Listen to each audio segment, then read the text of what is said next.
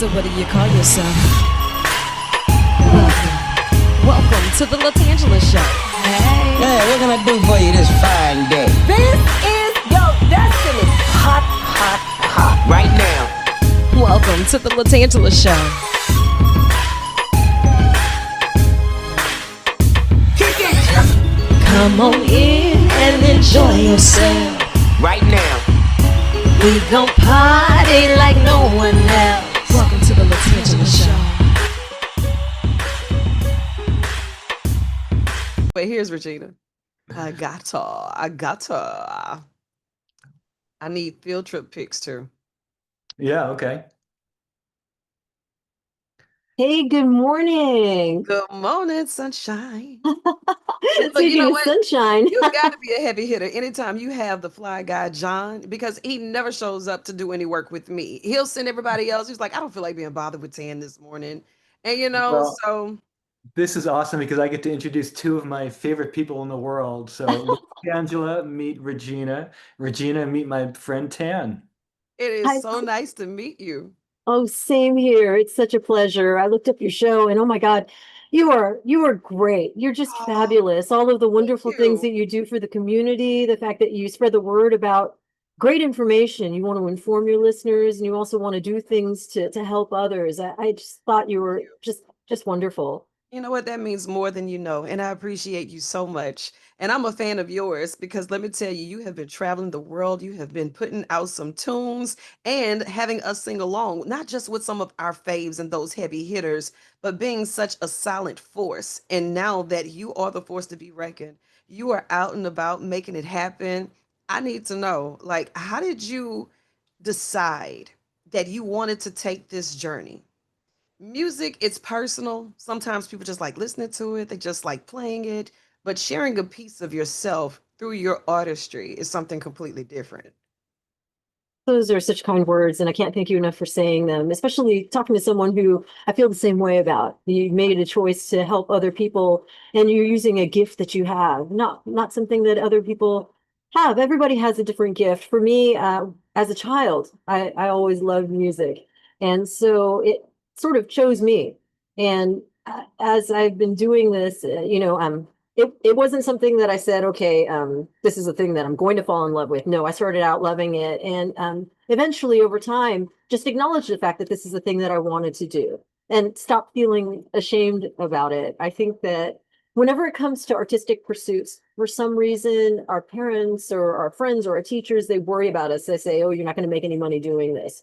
And we want you to have a stable income, a stable career so that you're not out on the streets when you're like 15 years old or whatever it is that they're scared of having happen. And Yeah. we have to almost reprogram ourselves to say, okay, this is what I want to do. I'm not going to be ashamed of it. I'm just going to pursue it and see where it takes me. And that's kind of always the way it's been. And once I committed to it, it just happened naturally. So Yeah, and it has taken you all across the world. If you had to pick a highlight, what would it be so far? I think there are I have like a handful. Uh-huh. One was Madison Square Garden. When I was a little girl, I was born in New York, and I lived there, on and off as a kid. So I'd never even been to Madison Square Garden, and then to get invited and play on. We did it with Cee-Lo. We were opening for Prince during his residency, so he had the stage set up like his symbol. That was a huge highlight. Wow. Opening for the Foo Fighters at Wembley Arena. That was huge. Yeah. Yeah, doing Saturday Night Live, big dreams coming true. Yeah. Yeah, and then maybe one of the most influential things, unexpectedly, Cowboy Mouth got invited to do a USO tour in Kuwait and Iraq, and we were there for 2.5 weeks, and we lived with the soldiers, and they were incredible. But it was such an eye-opening experience that changed my life. So I'd Yeah, say, absolutely. I mean, just going over there to entertain them while they're making the greatest sacrifice, yeah. right? That has to be a humbling experience, but yet so rewarding because you see things from a different perspective through a different lens. They are so appreciative that someone has left their comfort zone to give them a piece of home, and while you're doing that, what type of lyrics are you inspired to create for your own project in this moment? No, I have thought about this a lot, and I think there's a part of me that just really wants to encourage people to stand up for themselves, to be empowered, to rebel against the things that they don't agree with, and to also embrace the things that they love, and just be free. And going back to the tour of Iraq and Kuwait, I always felt after we did a show, and even leaving, and even at this moment, that I didn't give them enough. So I hope that anyone who we performed for and anyone else who's out there, what I really like for this record in particular is I want people to listen to it and say, you know what, she's just a regular girl. She's just somebody who's wanted it for a long time and just doesn't give up. And if she can do it, I can do it too. And Absolutely. and that's really the message that I want to get across. It's out there and it's available. And if you ever wanted to do it, go ahead and grab it with both hands and get it. It's out there for you. Someone's got to do it. It's supposed to be Yeah. you. Absolutely. Yeah. Even though you say you don't feel that you gave them enough, you could have given more, don't ever feel that way because you gave them just what they needed in that moment, and it finds us as we are. And then when the album comes out and they get to follow you through that journey, they get to grow with you through all of it. So it's just bits and pieces that you leave and it finds people right where they are, and it's what it's supposed to be, especially with music. And you mentioned a point of just saying that you want to empower others to say what they want to say and feel how they want to feel. As an artist, it can get complicated if you're so focused on wanting to be liked. Now you're jeopardizing the content of what you're putting out because if I say something on this record that X, Y, and Z may not agree with, then they're blackballing me. Or if I say something that A, B, and C may rally around, then I'm sitting on this island by myself trying to figure it out. As an artist, how is it that you find that transparency that's a comfort zone for you? I When we were touring with Cee-Lo, it was so much attention, and people were very generous with things they were giving away. They wanted to share some of that spotlight, and you start to believe that you're really, really great or special. And then when that goes away, which it always does, fame and fortune, it ebbs and flows. You have to sit down and look at yourself and say, okay, everyone was saying I was great, and now I'm not great anymore. Where do I land, or where do I really fit into this whole picture? And that's when I think you start to have the light bulb moment that it is about everybody else. It's not about you. It's what you can do for everybody else. How can you lift up the people around you?